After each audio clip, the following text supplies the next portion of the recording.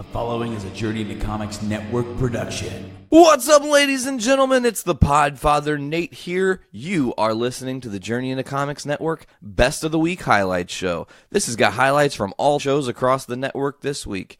Sit back, relax, and enjoy.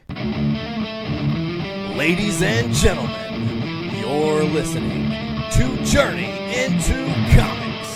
Brandon, I'll tell you a funny story. Last night, about 9:30 my time, that's about 10:30 your time, I was in bed playing Telltale Guardians of the Galaxy, falling asleep, not able to finish it, calling it a night, shutting it off early. But I want to say the main reason I brought up the Telltale Guardians thing is because something in Chapter 4 happened that I predicted should happen in comic books back on Journey into Comics 172 Nerds of the Round Table 3, okay? So in Nerds of the Round Table 3, we had the conversation about cannabis and comic books and what does that do, and I had the funny thing of, like, it'd be great if Groot was smoking weed, and then, like, Groot is smoking a plant, and he's a plant, and I am Groot, you know, like real slow and whatnot. So I'm playing this Telltale game, and at the end of Chapter 3 happens, and then at the start of Chapter 4, you're falling, and you and the Guardians end up falling in this cave-type place where you're in these spores. And all the Guardians are, like, coughing and getting sick, and you're like, you got to get out there. But Groot is sitting, like, almost Indian style, just chilling. And he's just, like, breathing in all this pollen, and he's just, like, having a good time. Well, Quill's trying to talk to him. Quill's like, hey, man, I'm trying to find a way out of here. Like, we're trapped. There's no wall. There's no holes. There's no... Where do we go? I don't know. Can you help me, Groot? And Groot's just like, I am Groot. And he starts laughing. So Quill's like, you're acting weird, buddy. Like, wait, I know how to communicate with you. Let me try something. So Quill's like, okay, I am Groot. And Groot just starts laughing uncontrollably because, you know, Quill's saying something stupid to Groot, and Groot knows it, but he's also high, so he has no idea what's going on. It's great. It's so comedic. I laughed so hard at the fact that they did that to Groot because it made it really even funnier to me that he was the one that was all messed up and he only has such limited dialogue. So then sometimes he would be like, am I Groot? Groot, am I? You know, like, you can only do so much, you know. It's limited there, but it's pretty fun, Brando. I'm looking to beat that hopefully by next weekend. So hopefully I'll have something to talk about on the next Journey into Comics as far as Telltale is concerned. I do really want to play the Batman series badly. I also want to really get down on the Game of Thrones Telltale that happened. Did you beat that? Yes, that was really good. Cool. It's different because it's a story that takes place kind of in between season 2 and going in... No, wait. 3, it's... The beginning of the game is the Red Wedding. So it's right at the end of season 3, and it goes into season 4. Cool. And you play as a bannerman for the Starks, so it's a much smaller family, known as the Foresters. But it does have some of the actors and characters from the show that kind of interact. Jon Snow, Cersei, Marjorie, Tyrion, Ramsay Snow makes an appearance, and even Daenerys makes an appearance. Sweet. It's that was really worth it. The only thing that was a negative to me about that was I actually had a moment where what I did messed up it messed up the sequence to the point where everybody who was important in that room died. Whoa. Like, I was like, it was literally, okay, so that one moment to me was like a Red Wedding thing to me. It was like, there's everybody. And then it said, try again. I'm like, oh. I was kind of hoping wrong. I was kind of, no, I wasn't mad that I chose wrong. I was hoping that was how it was going to end. Oh, that would have been hilarious. Because that was so Game of Thrones, where one bad choice, one bad sentence killed everybody in the room, good and bad. Nobody walked away from that whole thing alive. And, of course, that's not the way it ends up playing out at all. Because when I replayed it again, like, literally nobody died. Oh, that's awesome. But the game, they tried their best to write a Game of Thrones type of story that would catch you off guard. And I feel like they relatively succeeded. Well, that's good. The only bad thing is I don't know if we're going to see a season 2, and they definitely leave it really open for there to be one. Well, that's good. I mean, it's there, but I don't know if we will. I mean, after all, there are rumors upon rumors of us getting a Bethesda-made Game of Thrones game. You know what? I actually have some more comic book news that I totally forgot to tell you. That's actually crossover with video game news. Did you hear about this big conglomeration that happened, Brando?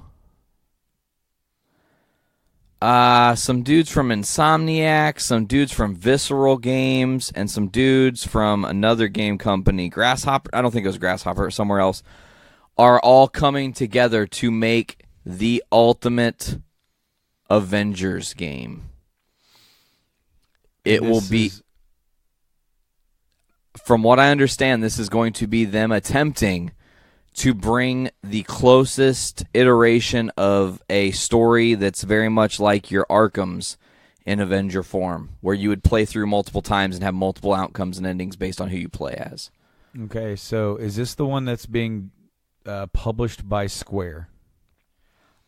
I'm not sure. I just recently saw... Let me see if I can pull that up. I had it pulled up, oh wait, maybe I do have it pulled up. Is it right here? Oh no, that's the pop news that we have about Avengers. We'll get into that in a minute too. I need to go to video game stuff here. Worldwide Gaming. Let's see. They talk some stuff about Hakushu, Z Fighter, Denethys Riot, Nintendo. Come on, Avengers. This was yesterday, so I got to get to yesterday's news. I can't. Why does it always happen? I always talk about this, Brando. Every time you need something from the internet, it just does not deliver. That's why I bookmark. Typically I do, but for some reason I didn't think to save this announcement. And... Oh, okay, I'm almost there. Because, they might the release date for Spider-Man might have accidentally been leaked, too. I didn't click on that, though, but I did see it. And somewhere around here was the news. I feel like if I just search Avengers, it'll come up, but I'm like kind of a man on a mission now. You know how that goes, Brando. Mm-hmm. You're like, I'll fucking scroll and find it sometime.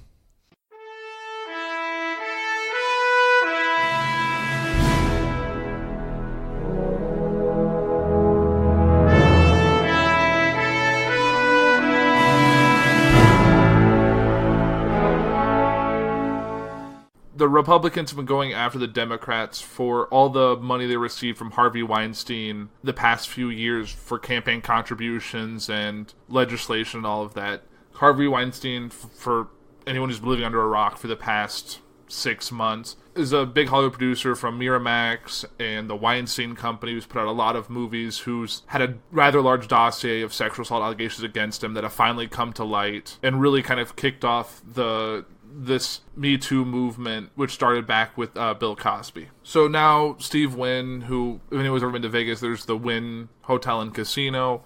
That's probably one of the biggest things. I didn't know who Steve Wynn was. I didn't know that was what the hotel and casino were named for at the time. But it's just really goes to show that no one is above what's happening in the world and the movement that we're in right now. Now he stepped down. He resigned. The RNC chair accepted it, and Trump most likely was told about it before that time. And what's going to happen next is Trump and the RNC will most likely appoint someone with finance background who's also a friend of Trump, someone that checks all the boxes, someone that Trump won't outright hate right off the bat. And speaking of job changes, for those of you who know, and I think I talked about it on a few episodes back, is that Omarosa, who has a long history with President Trump, she was a contestant in the early seasons of The Apprentice show that Trump did, I believe, on NBC. I could be completely wrong. During the campaign, she was an active supporter, and when he became president, she took on an advisory role. She stepped down around Christmas time to supposedly move on to bigger and better things. And it turns out those bigger and better things was actually to be on Celebrity Big Brother. Really, all this proves is that some people are meant to stay in reality TV. And I think President Trump could learn something from her. And moving on to business news, there is 2 big mergers that have happened since the last episode. One is a $5.1 billion deal by Bacardi Limited. This deal is to acquire Patron. This will add to Bacardi's 200 brands, which include Bacardi Rum, Grey Goose Vodka, Dewar's Scotch Whiskey, and Bombay Sapphire Gin. This deal will make it the second biggest liquor company in the United States, which is quite impressive feat. I did not know how far-reaching the Bacardi brand was. I didn't realize it dealt with Grey Goose. I'm assuming at one point in time, all of these companies were individual liquor producers, and then they all kind of just conglomerated to have a wider reach and distribution. So really, for most people, you can get all the liquor you'd want to have from Bacardi Limited now. Another thing that just came out the day I was recording was that Dr. Pepper, Snapple Group, is merging with Keurig Green Mountain to create a beverage giant with estimated $11 billion in annual revenue. Now, if you know, Dr. Pepper Snapple Group produces, obviously, Dr. Pepper and Snapple, as well as 7-Up, A&W Root Beer, Mott's, Sunkist, and Hawaiian Punch. And Green Mountain Keurig, which in the name obviously includes the Green Mountain Coffee Cup brand, as well as the Keurig single-serve coffee makers and that whole distribution line, including all of the partners they have with, like, Dunkin' and Starbucks and all that to create those K-Cup. That's all through partnering with the company. This new company will now be called Keurig Dr. Pepper, or KDP. Definitely not a fan of the name. I don't know. It's just kind of an odd name choice. We've seen, I don't know. I feel like Dr. Pepper should be in front, or maybe Dr. Pepper Group would maybe be better, since Dr. Pepper's probably the highest level entity in that due to its wide reach. But Keurig Dr. Pepper just doesn't sound like a company name. It sounds like just listing 2 things you're going to get at the grocery store. But I'm assuming they're probably just going to call it KDP, and, well, more power to them. I'm still going to use my Keurig, and I'm still going to drink Dr. Pepper, so nothing's really going to change there. And I guess really both of these mergers involve a lot of beverage-based products, and some people probably mix Bacardi Rum and Dr. Pepper, so maybe one day they'll both merge and we'll have this super conglomerate alcohol drink beverage, including ability to make mixed drinks using a K-Cup, and who knows what we could have. And moving right along, back to tangential presidential news, with what came out recently was a very large price tag for 2 refrigerators. Now, Air Force awarded Boeing a $23.7 million contract to replace 2 chillers on Air Force One. Now, these aren't your typical refrigerators. They need to store 3,000 meals so the plant can function for weeks without resupply. The Air Force One needs to operate as a fully functional White House in the air for extended periods of time if there's ever any global or international disasters that prevent Air Force One from landing for any specific period of time. Red meat, we crave sustenance. Guys, we are not invading my aunt.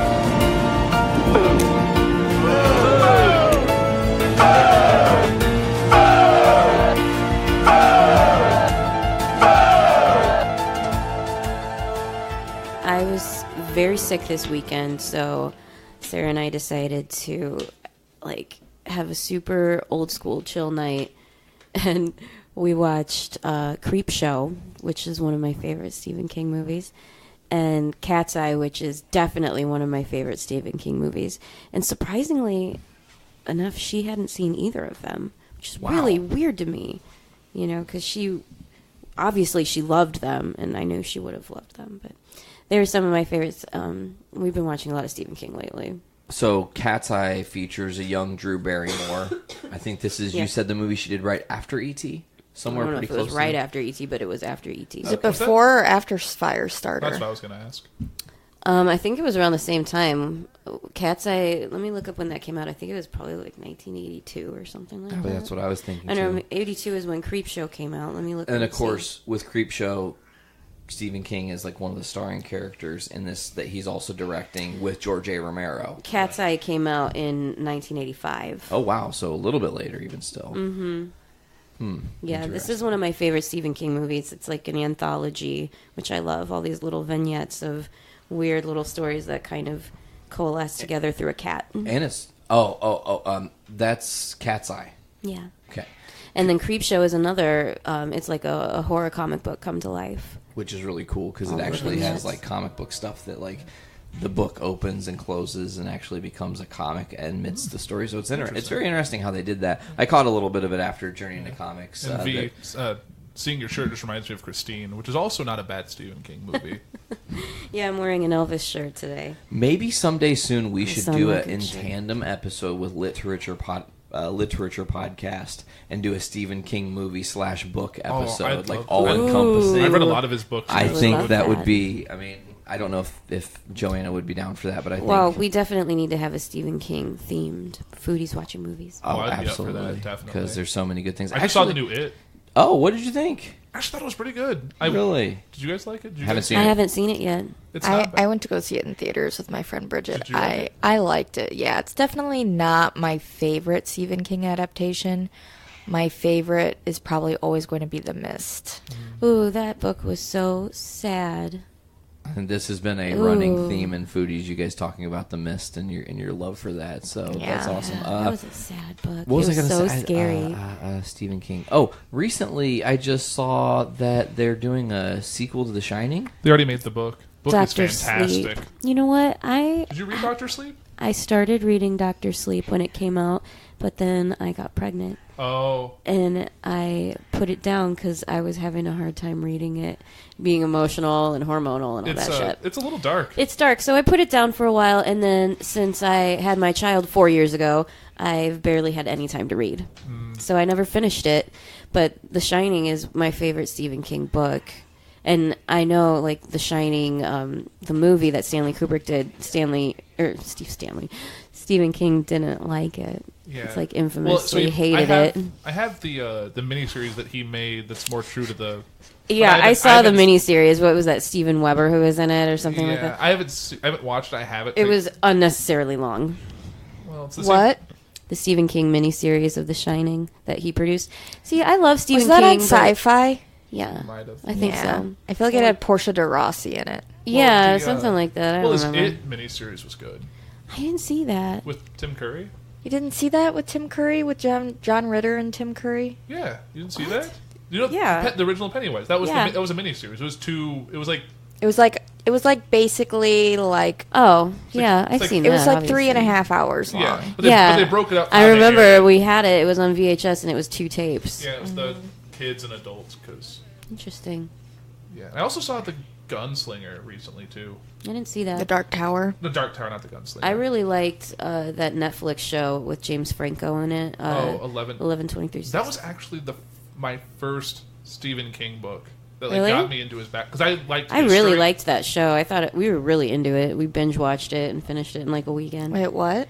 It's about this man who tries to go back in time, or he goes back in time to stop the Kennedy assassination, and history, like the universe is like, or time itself is like trying to stop him from preventing, So it puts weird from things- changing the future, essentially, because he was, whatever. It was really good. I still you would like it. I haven't finished this series. It's on Hulu. You should Oh, watch it. Hulu, not Netflix. Sorry. Yeah, you should watch. If you have Hulu, you should watch it. But I read the book, and it was a great read. It was also historic. Well, beyond the adjusting, it was very historically accurate for what was going on at the time. Mm-hmm. They're finally turning Mad Adam into that trilogy of books by Margaret Atwood. I don't know if you've ever read anything by her. She did Alias Grace, and she did The Handmaid's Tale. Though one's on Hulu, one's on Netflix. Well, probably The Handmaid's Tale. All that publicity from it's probably what's leading to a lot of Margaret Atwood stuff getting adapted. Yeah, I'm so excited for that to come out. I'm not sure where it's going to be adapted yet. It was originally supposed to be adapted by Darren Aronofsky. He did Requiem for a Dream. Black Swan. Mother. Yeah. I didn't see Mother because I was Mother. told not it was to. Fucked up. I heard a lot of people hated Mother, but I heard it's just because it's a really weird allegory for. I heard it was a little messed up, and people who didn't get it didn't like it, and it's hard to grasp. I guess the concepts they were doing. I mean, I could see that, but at the same time, like it was very straightforward to me, like in its themes. So I think I'm gonna have to give it a watch. Were you guys talking about 11/22/63? Yeah. Fucking love that show. You should read the Not book. to cut in. I haven't read the book yet. I can have the book. I can let you. It's a big book, though. I don't know. And to just jump back to, I'm like catching all these different themes that happened because I had to kick the cat out because she was just being. You guys probably Nate stepped away. Yeah, she was a little obnoxious there, but I wasn't hearing her on the headphones. Oh well, that's good. I feel bad now that I kicked her out, but hindsight's always 20/20. But is the Handmaid's Tale really sad? Is it like a bummer? Because I as I'm getting older, I'm learning that I cannot emotionally deal with bummer flicks or shows for that matter. If it's like a downer, man, I have a hard time wanting to buy in. That's kind of in some ways it is, but in other ways it can be very uplifting and hopeful, rewarding. depending on how you look at it. Okay, good. Because I mean, we'll talk about it a little bit later here. That kind of exactly how you described Handmaid's Tale. Is that right? Handmaids, not maiden. Handmaid's Tale is kind of how I saw I, Tonya. And we'll get into that when we're talking about the Oscar nods. But and I guess moving on, I know we talked about this off air. The my recommendation for all. Cause I told I was going to throw out the rec for this week. Oh yeah, you want these guys to see it? I think I can. I think I have access to this, by the way. So I want all of you guys to see The Big Sick. It's a fantastic movie. I've seen it twice now because it's on Amazon Prime. Oh, cool. What's it about? It's the true story of Kumail Nanjiani. He's an actor and a comedian. He did Silicon Valley. It's the story of him and how he met his wife and his wife's ailment that she got. She was in the hospital for part of it. Holly Hunter's in it and Ray Romano. It's a really good movie. Judd Apatow produced it. Typically, I like Judd Apatow stuff. It's there's some sad parts of the movie, but overall it's pretty good. Pretty happy movie. V, do you remember that episode of Broad City where they're trying to get the air conditioner? Yeah. And they go to that dude who's moving, and he's doing the Great Race or whatever. Yeah, he's recording himself with That's a GoPro. the guy that wrote and directed this about his wife, the Big Sick. That's that dude. Oh, okay. So just you because I saw you. Pretty funny. Yeah.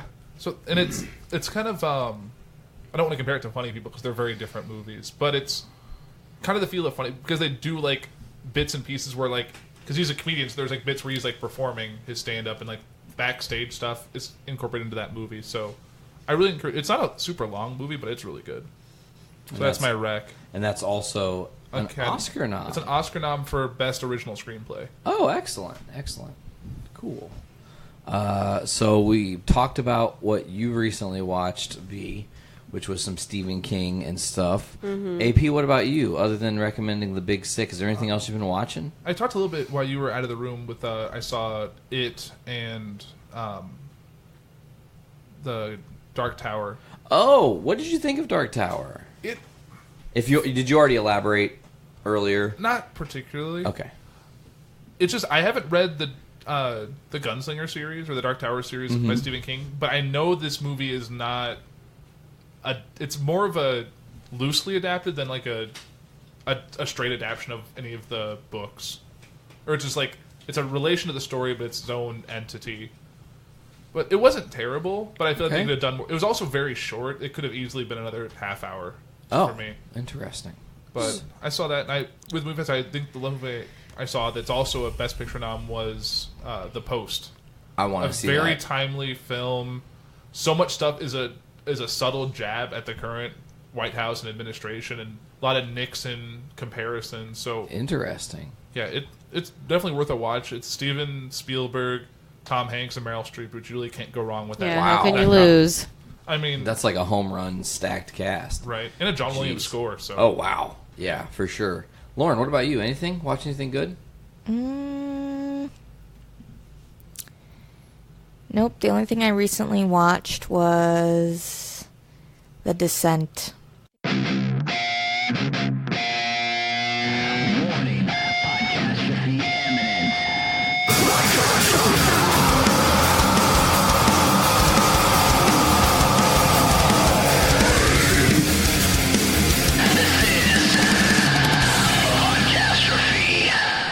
All right. You know who else liked ethnic cleansing? Hitler. Oh, that is way too fucking real. Yeah, for sure. My God. You know who else liked menstrual rage? Hitler. That's gross. You know who? You know who else liked tentacle porn? Hitler. No shame. I don't blame him on that one. You know who else liked the devil himself? Why did you look at me when you said that? You know what you did. I do? You fucking Aryan bastard over there. That's right. Do you have blue eyes? I can't remember. You have. I do. Oh, yes. you son of a bitch! Yeah. You blonde-haired, blue-eyed son of a bitch. Dreamy son of a bitch. You know who else liked the KKK? Hitler. Also pretty fucking real. Oh man. Okay, so the devil himself and the KKK are out because that's just too easy. Ethnic cleansing is quite funny to me. Menstrual rage, also quite funny, and tentacle porn. Just all those fit so well. Let's go with menstrual rage. Bring it on over. Miranda really? It goes wins. to the girlfriend? It goes to the girlfriend. Fucking shocking. Because we know he's on It should be tentacle porn. I'm sorry, Hitler teamed up with Japan. I'm talking about Hitler and Cthulhu. Girls just want to have this dick.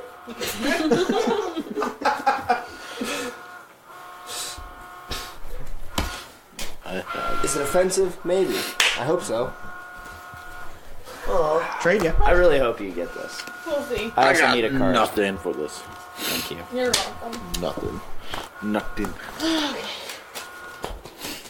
Girls just want to have the invisible hand.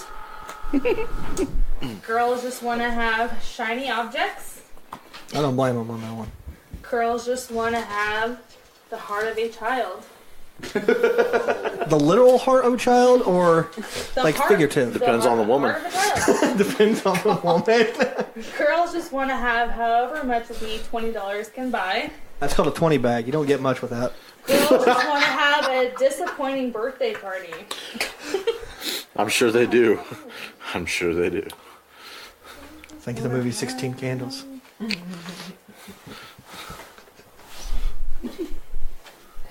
Shiny objects. You're goddamn Skippy.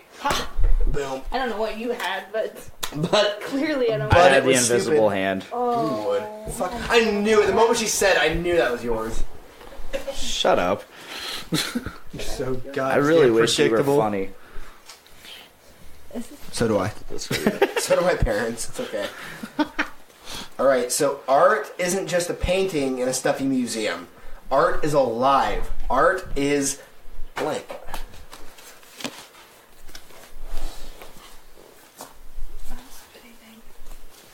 I'm gonna go actual here. Same. Completely stupid. Same, completely actual.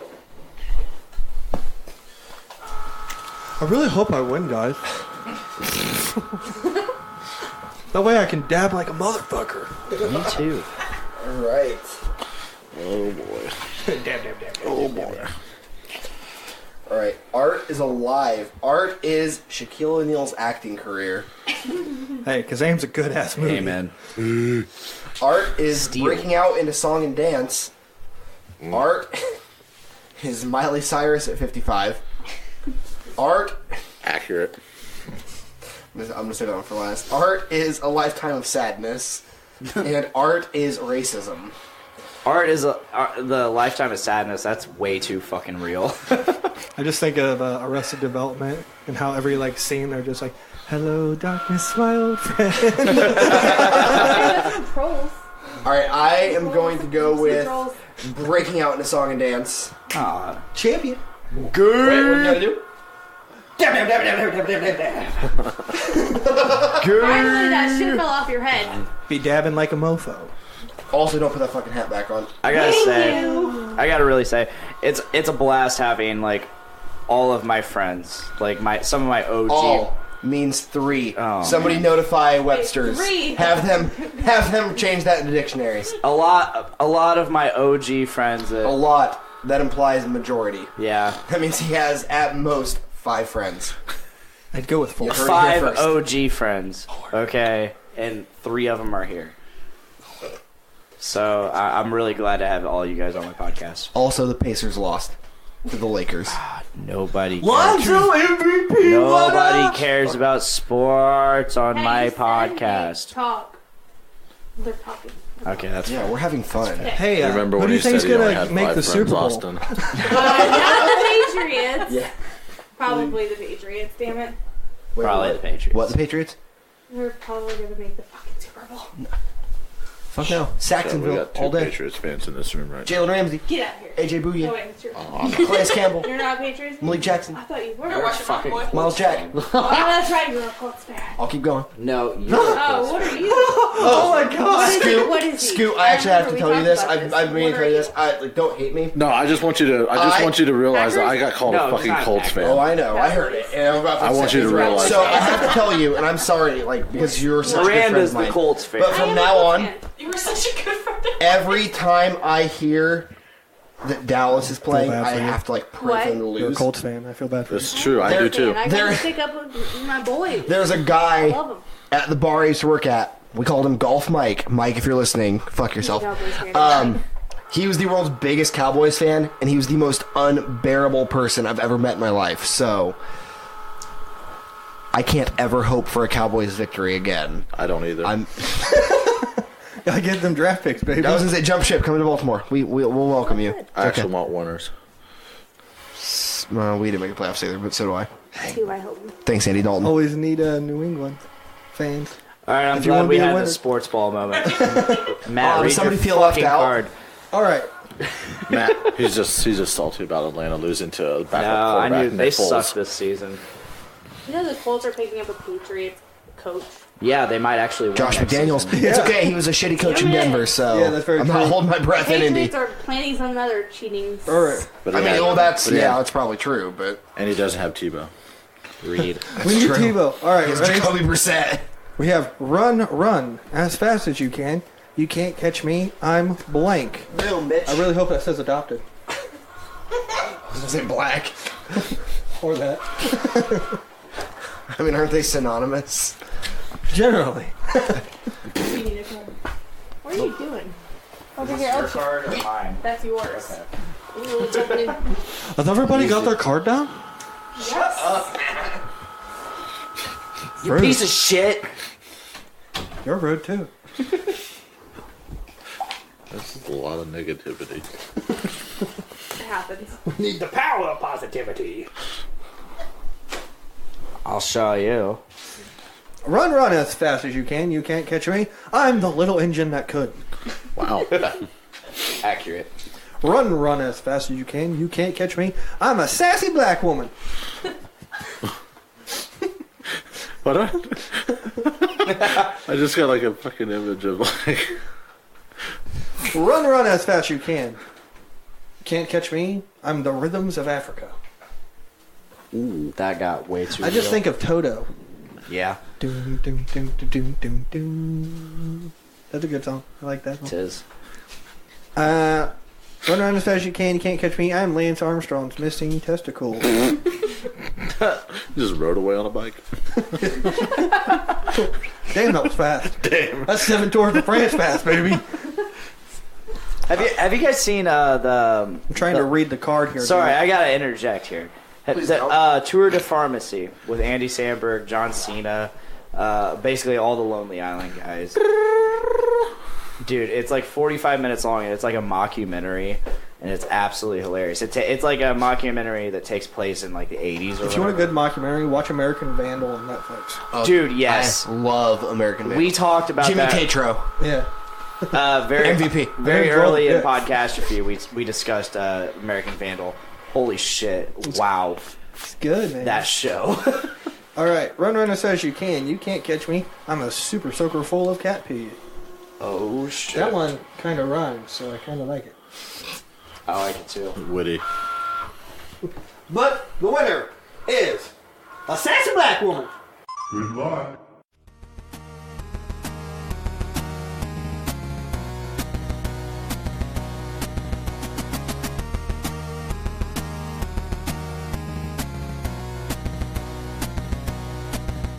So we got some news.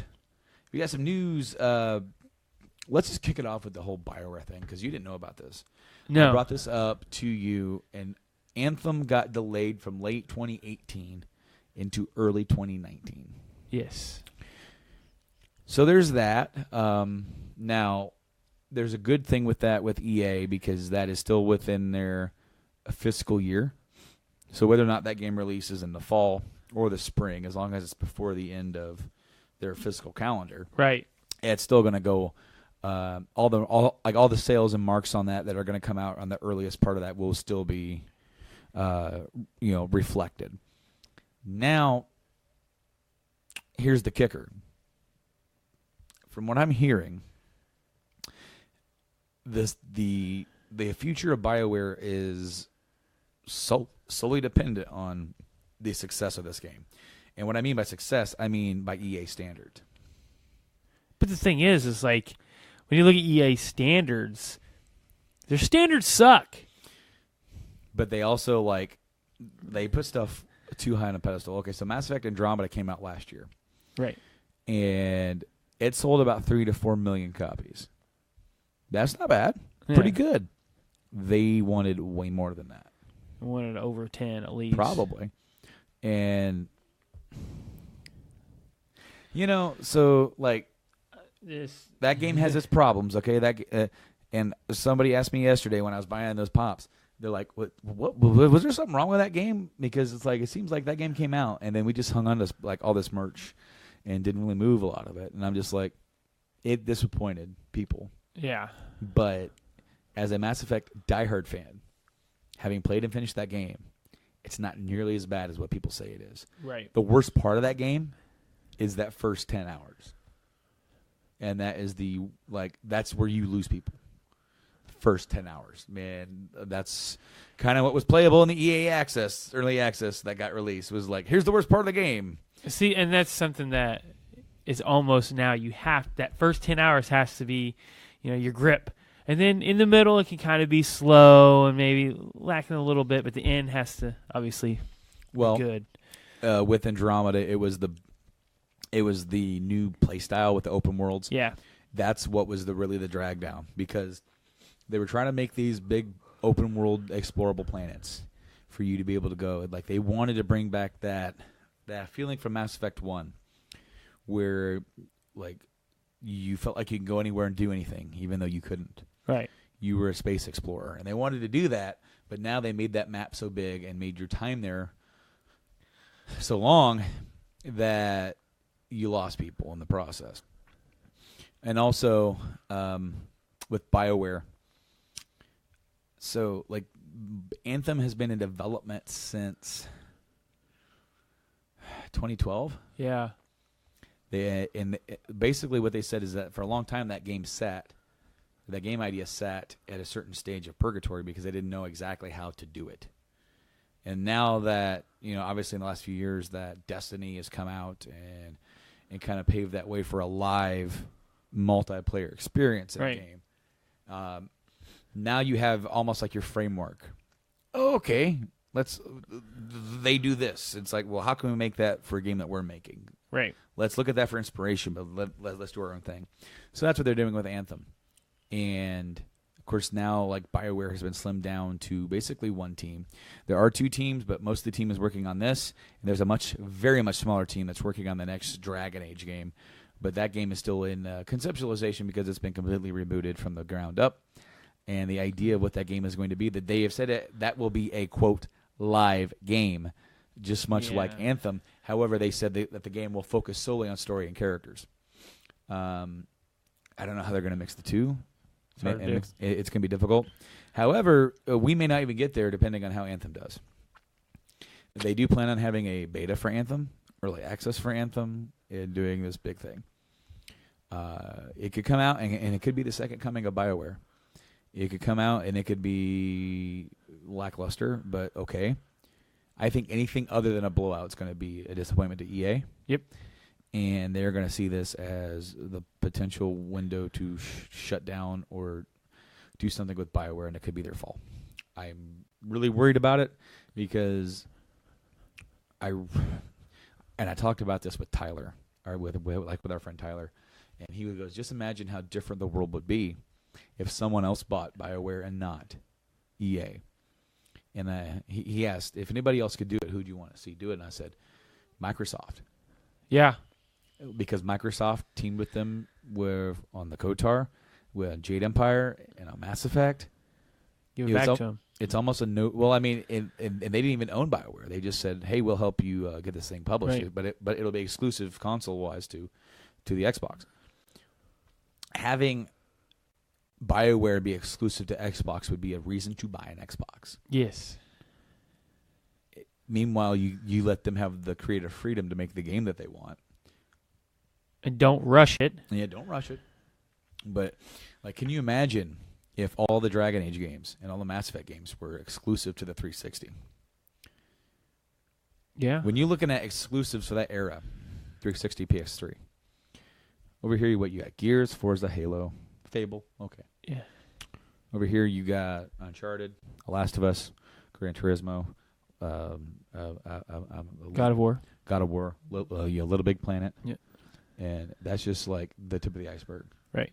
Because then you got all the smaller ones. And meanwhile, all the exclusives over here started they made 4 Gears of War games on that damn thing. Fable, they ruined it. Halo, Bungie's not making that game anymore. And then they got Forza. All right. Well, if you add, also for over here, you had RPGs like White Knight Chronicles. And the first Demon Souls. Blue Dragon. Blue Dragon actually was on the Xbox. Oh, that's right, yeah. Blue Dragon and Blue Dragon and blah blah blah blah. The other one, Lost Odyssey. Lost Odyssey. Yep. They're all right there. But if you had BioWare, the Mass Effect trilogy, the 2 Dragon Age games, actually even Inquisition's on the 360. Yeah. And then you're going forward, and it's like you can only find these games. These are exclusive to Microsoft.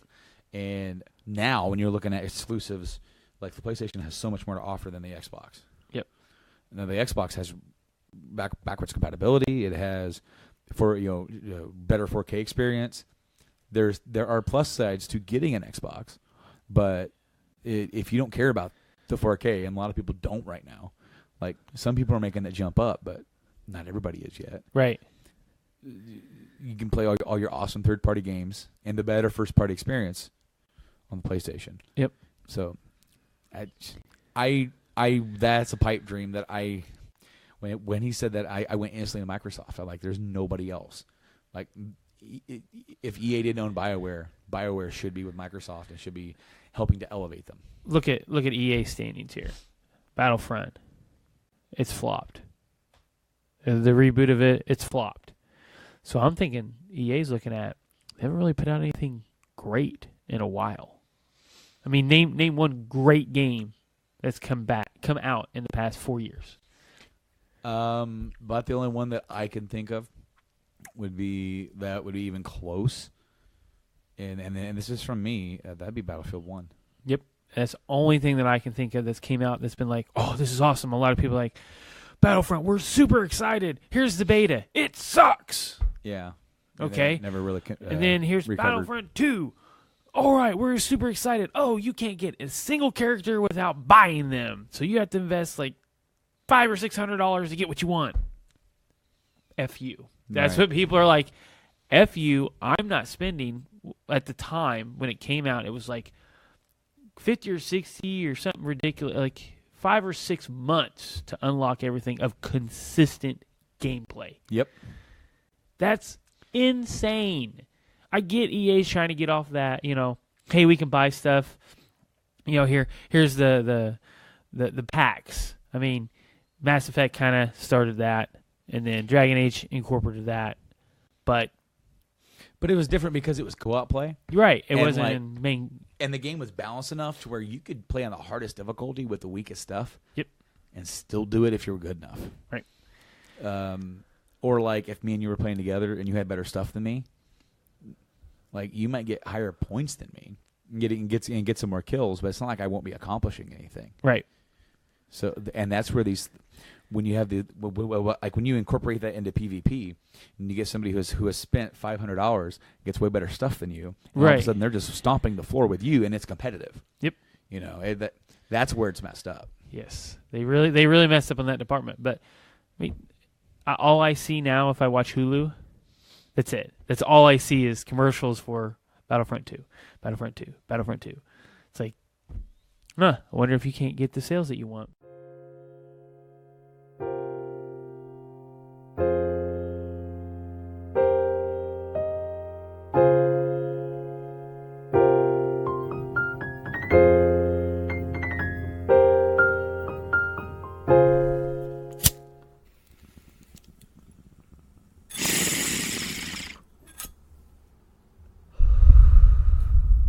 Too stoned to Google.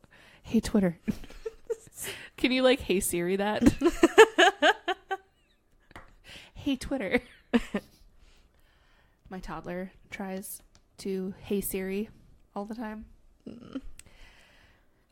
But he can't quite get... Because I pretty much only ask her what the weather is like, because I don't want to have to type it into weather.com. And I don't like having the app on my phone because it will remind you every time lightning strikes near you, and it's very annoying.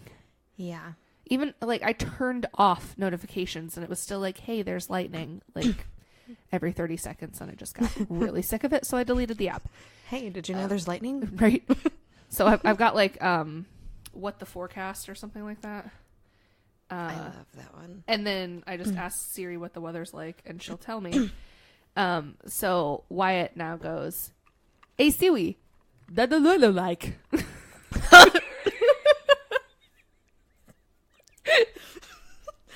I almost choked on my water.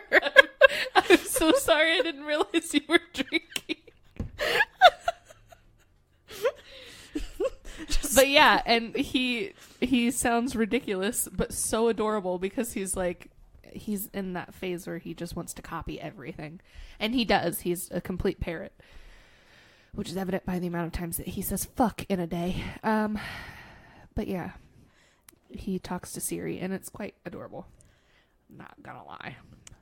Wasn't he repeating Words in Disjointed season 2? Ah, yes. And I was not allowed to watch it while he was awake. I had to only watch it when he was taking a nap or down for the night because he would just repeat everything that they said. Olivia's shitballs. Yeah. When I was watching, I can't remember if he actually said what he kept saying other than curse words. When I watched it, I'm like, please be Olivia's shitballs. Please let that be it. Oh, yes. But they say that so much. And that guy with the hat and the braids. Mm-hmm. Oh, he annoyed the fuck out of me. Just, wanted to punch him. I think I still have a couple episodes left. I'm at the old guy. Oh, okay. Yeah, then yeah. Yeah, they just got done smoking in the bathroom at the fancy sushi restaurant. And I'm so sad that they left all that sushi because I would have gladly eaten a part of it and then been really full and saved the rest. A small portion of it. I think the last time we got sushi, you ate 3 pieces? Yeah. And I was like, and I'm full. I did that the other day. We got sushi and I got the one with the avocado on top. Oh, yeah? Mm-hmm. And I was like, okay, well, we'll just get a second roll. And I had leftovers for 2 days. The last time I got sushi, it was just not good.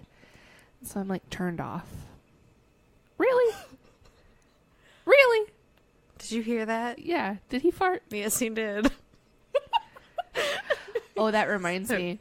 Brandon came home from work, and I was just going to take his car to come over here because we have a single file driveway, and it's a pain in the butt to try and get my car out if his is behind me. He's like, wait, I don't have to do anything? And he was like, fair warning, you might want to air the car out because I farted right before I got out. And it was an hour later that I left. And I go out to the car and I open the door and I'm like, great. Oh, God. And so I texted him. I was like, you were right. It's Fart City. He goes, at least I warned you. I told him his car always smells like farts, though. Because it does.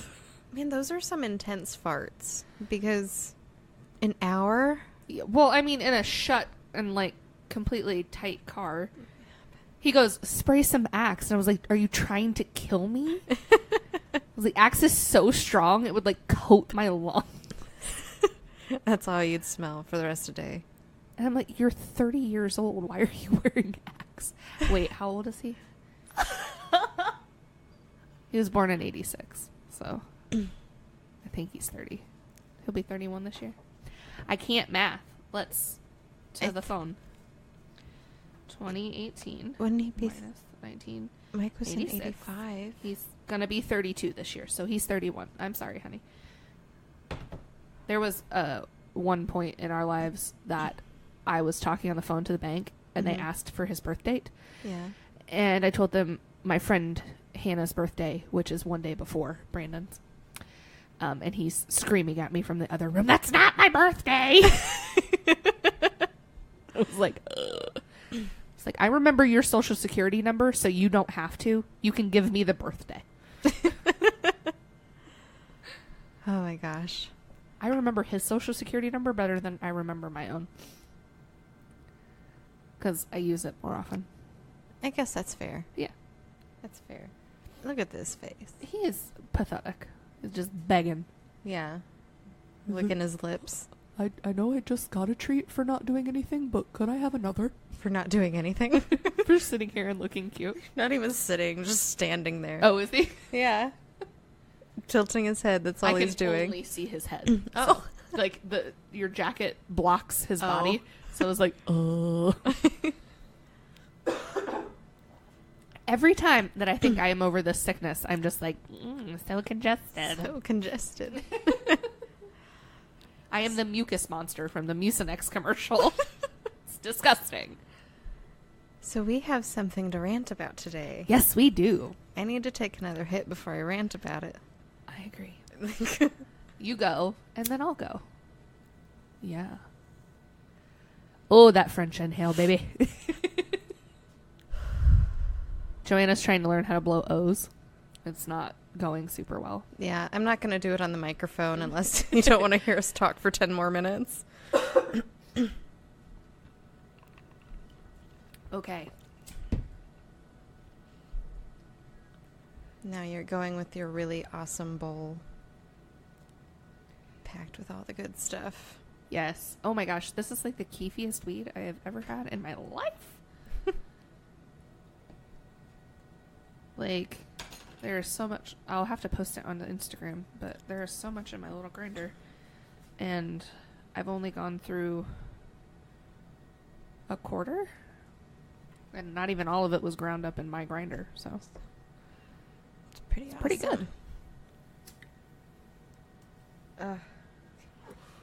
So. Yes. Back to metal knitting. Let's see. So, you know, I sell chainmail. Yes. Jewelry. So far, I haven't sold any of the inlays or anything like that. But I posted the 25-inch chain I made that took over 1,000 rings of all stainless steel. That Which someone is hardcore. Yeah, I actually have it here with me. If you'd like to feel how heavy this thing is. Ooh, wow. That's got a very nice weight to it. And it's beautiful. But yeah, that one is paid for. You know, because someone was willing to pay the right amount of money, which is 120. Is this Byzantine? Mm-hmm. See, I am learning some things. That's really pretty. Thank you. I love that weave. I like that too. But Yes. it gets boring after a while because Yeah. everyone really loves it. Oh, yeah. I mean, it looks like chainmail. You know what I mean? But yeah, so I posted a picture of this because I might as well have it now, get a picture of it so everyone knows what I can do. Yeah. Because I'm not going to make one just because No. stainless steel sucks. So I had a guy that he added me on Facebook. We had mutual friends. I figured, why the fuck not?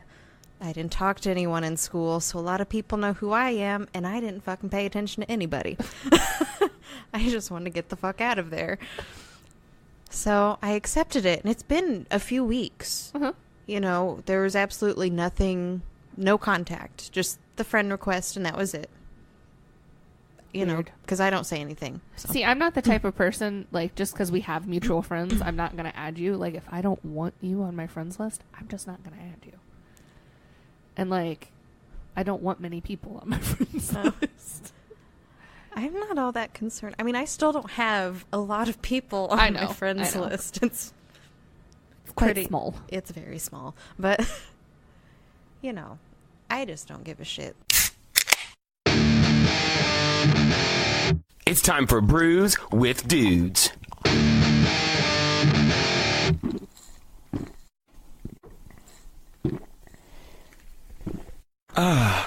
Juicy.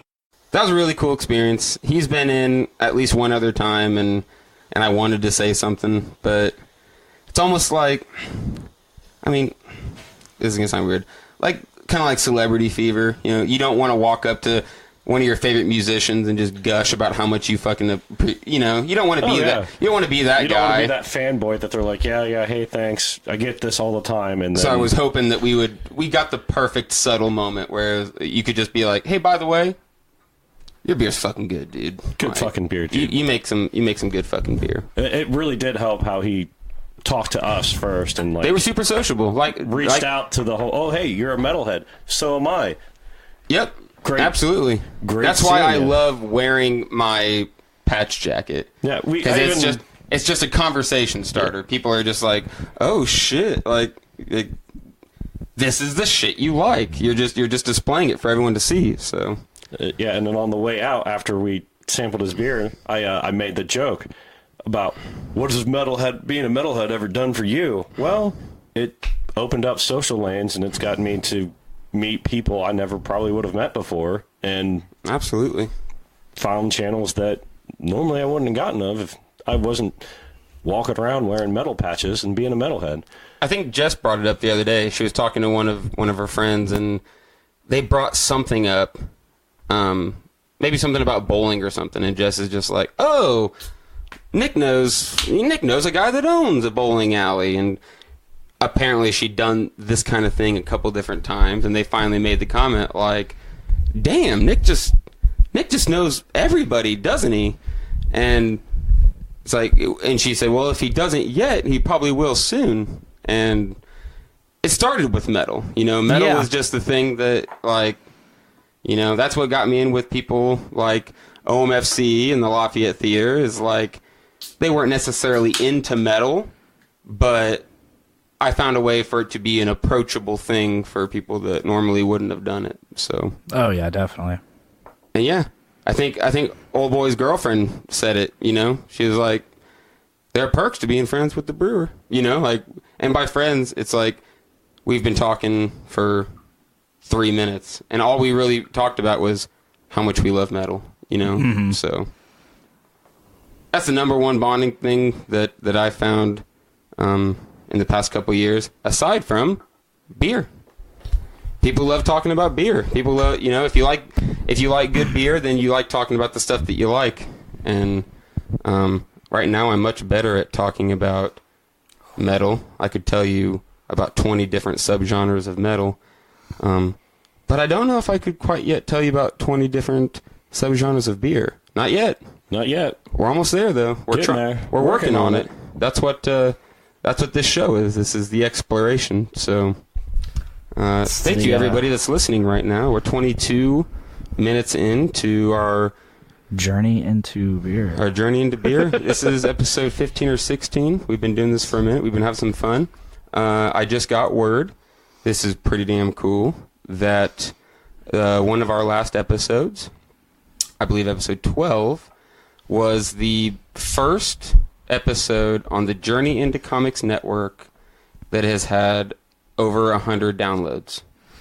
And and I'm proud as fuck of us. But I want to point out how crazy it is because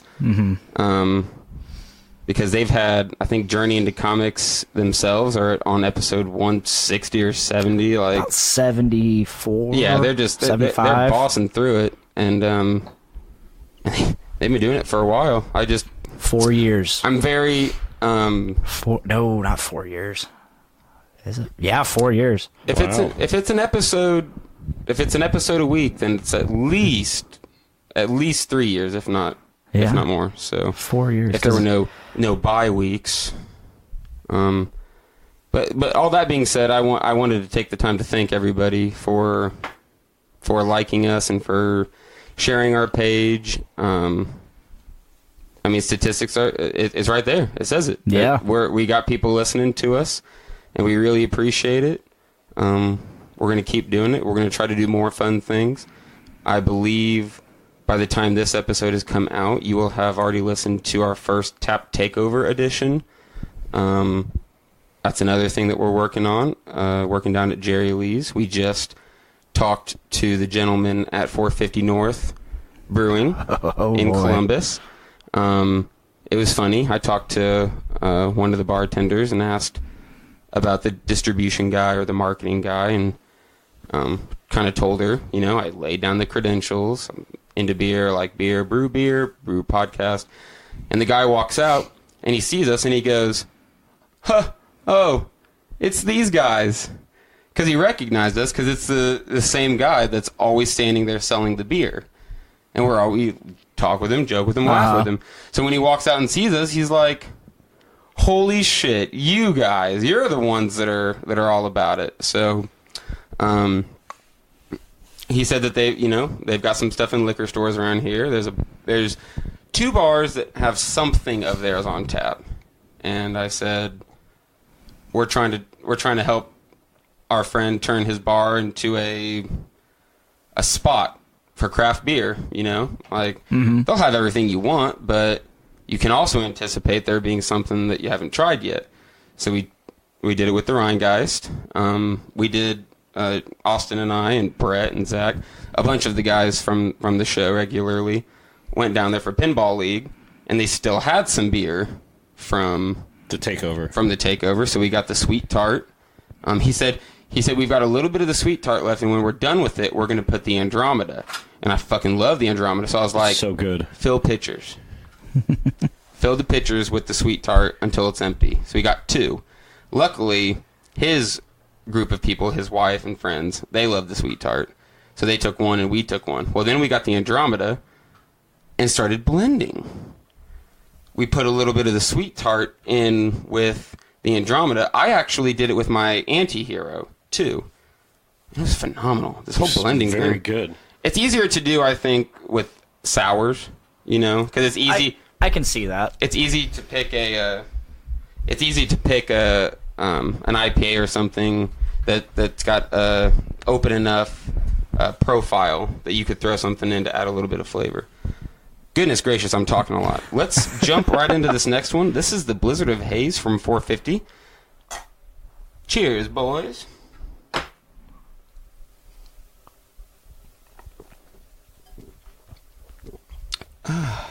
Juicy. Very juicy. Very smooth. That's real good. Yeah. Extremely smooth. Let me see if I can read up about this on the can. Ascertain some information about this beautiful beer. I'll say while he's looking, it's the most plain can we've ever seen. But it's so plain, it's cool. Like, it's all white with it's an all white label with a silver outline of the letters, with the letters actually being a little bit of a brighter white on the can, and that's it. And it's a Blizzard. I like it. And it just works so well with the Blizzard of Haze. It gives you that whole feel on the can. It's very, if you couldn't guess, it is hazy. It's very hazy. You can't see through it. It's juicy, but it's not too bitter. I believe they said it's somewhere around 6.5. 6.6. Okay, so, yeah, and If I had to take a guess with the IBUs, I mean, it's no more than 50. It's not bad at all. I'm really digging this. When we went up, I got a case of this, and then this is not a case of it. I got a 6-pack, 4-pack. I got some of it. God damn, more than one. And then that was the beer that we tried there. We decided for once we weren't going to eat because we didn't have time, so we just snagged a beer. But that's what I tried because I've tried pretty much everything else at this point that they've got. Yeah, we've made a very solid dent in their beer list. Oh yeah, and it is a great list. It's more than a dent. Maybe there might be like a few crumbs left at the bottom of that sandwich bag, but not much. The meal itself has been very tasty. I thought about the cow tipper, the milk stout. I really like the cow tipper. I like that some of the milk stouts that I've had lately have excellent names. Like, I don't remember what the other one was, but I had another one recently that was really good. But cow tipper, I dig it. You can ascertain, kind of what it's going to taste like. I'm really digging this one. Yeah, this is really good. Goes down easy. Oh, I'm enjoying it so much. I've already put down half of my glass. This is a lot better than the 450 North that I had last night, which I texted you about as the Starburst. Yeah, I liked it, but it wasn't the best. No, it's not my favorite either. It's definitely tasty. It's a little crisper and lighter than what you normally would expect from an IPA. But was it hazy like this? Was it juicy? I drank it from the can.